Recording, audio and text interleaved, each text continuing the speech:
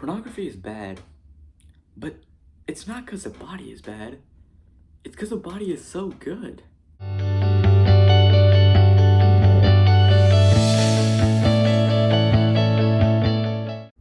Well, what I mean by this is a pile of garbage can't be perverted, can't be made bad, right? It can't be thought about in the wrong sense, in the wrong, from the wrong direction, but something that is good. In fact, we are made in the image and likeness of God. We are made so perfectly good that we are able to pervert it and able to distort the reality of the matter, which is the body is good. Oh, and a quick announcement: you should definitely check out the Theology of the Body by Saint John Paul II. Yeah, that's definitely something worth checking out, and I may even make a video on that, so stay updated for that. So if the body is good, then why is porn bad? Okay, well, one, I think it shows too little. Not too much, it shows too little. And what I mean by that is it may show the entire body, right? But it's not showing the dignity, the wants, the desires. No one ever stops to think about, does this person, do they have an interest in art? Are they a good writer? I wonder what I wonder how intelligent they are. I wonder what hobbies they have, right? Do they go fishing often? Do they play sports? Like, all these different things. It's never thought about that way. It's always they're always dehumanized. People in the industry are always dehumanized. All they are is a piece of meat, really. That's all that the people watching, and that's really all the industry is doing to them. They're dehumanizing them. They're taking away the aspect of them that's the most important. Their personality is being stripped away from them, and they're literally just pieces of meat. And that's not something you can, that's not something even remotely right. Every person has the right to have some sort of dignity, and they do have it, but it's being stripped away from them. Second, very often people don't really seem to realize that a lot of these people in the industry, the porn stars and stuff, they're usually addicted to stuff like cocaine, stuff like alcohol, and to be in these videos and to perform, they typically are under the influence.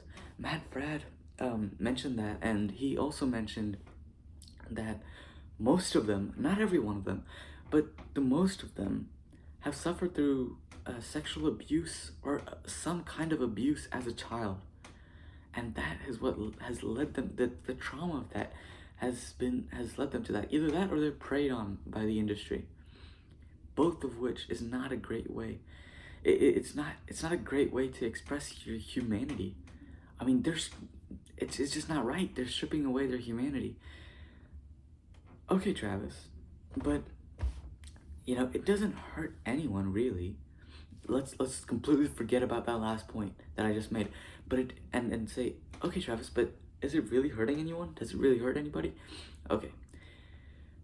This is a hard yes. It does hurt people, because while it's not a direct substance, it's still substance abuse. While you're not, drinking it or smoking it or injecting it into yourself, you're still you're still being addicted to something. And here's why. Every time you watch it, it releases dopamine. And just like a drug, every hit, you need more and more and more to feel that same feeling, get that same high. And so every time you're watching it, you're gonna go deeper and deeper, and you're gonna start, you're gonna go overboard, pretty much. Of course, you can't OD on it, right? But you are injecting, or you are releasing more and more dopamine, and after a point, you're just never gonna feel that happiness again. So stop right now. Stop right now. It's best that you stop right now. Second, you're destroying your marriage before you even start it. Like, it completely distorts, watching pornography completely distorts your perspective on human beings, right? You go from viewing people as people to viewing them as objects. And no one wants to be objectified. As much as they may say they want to, no one wants to be objectified. because there's so much more than what's over here and then what's everywhere else. The body is such a small part of a human, right? What's here and what's in here is what really matters. And you stop seeing that in people. All you see is what you can physically see. And that's a terrible way to live life. It's a terrible way to look at somebody else. And like I said, you can destroy your marriage, right? Think about it like this. How are you supposed to be captivated by the one person in your life, right? Your spouse. How are you supposed to be captivated by them if, every other day you can look at 30 different women? Every other day you get to see 30 different women who are, extremely, 30 different supermodels. How are you supposed to stay captivated by one average person? And this is pornography is not a guy's only issue. It's a girl's issue as well. But a majority of guys struggle with this, and that's why I'm making it specifically for guys. But the advice I'm about to give applies to you girls as well. So, alright, Travis. Okay, it's destructive, and, it's a bad thing. I understand that. But how do I get out of it? Well, let me start off by saying this. Your attractions aren't a bad thing. In fact, we were made for love. Adam, in Genesis, Adam was feeling empty.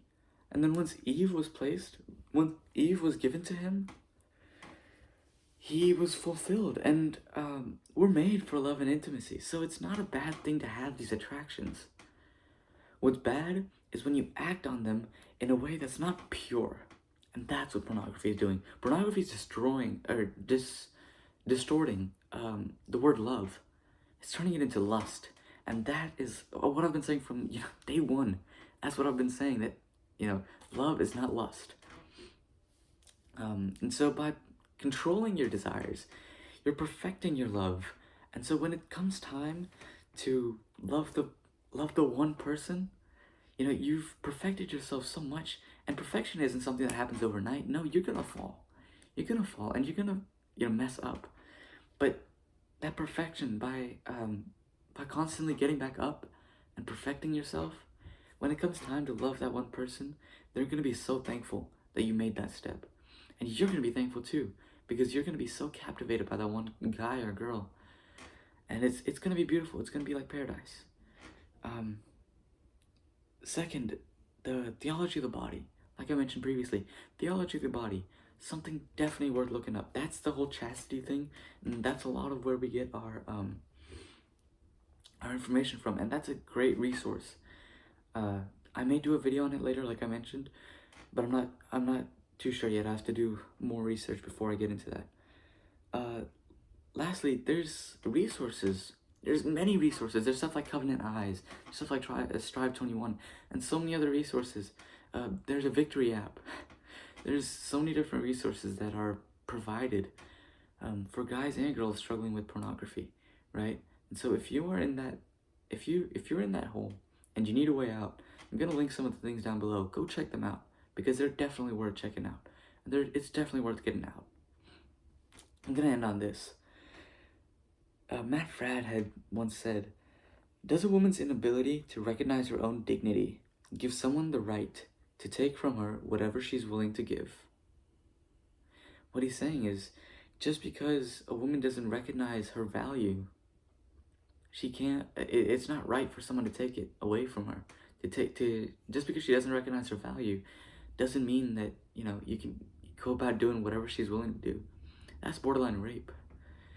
And lastly, it's a manly thing to treat a woman with dignity when they have forgotten their worth.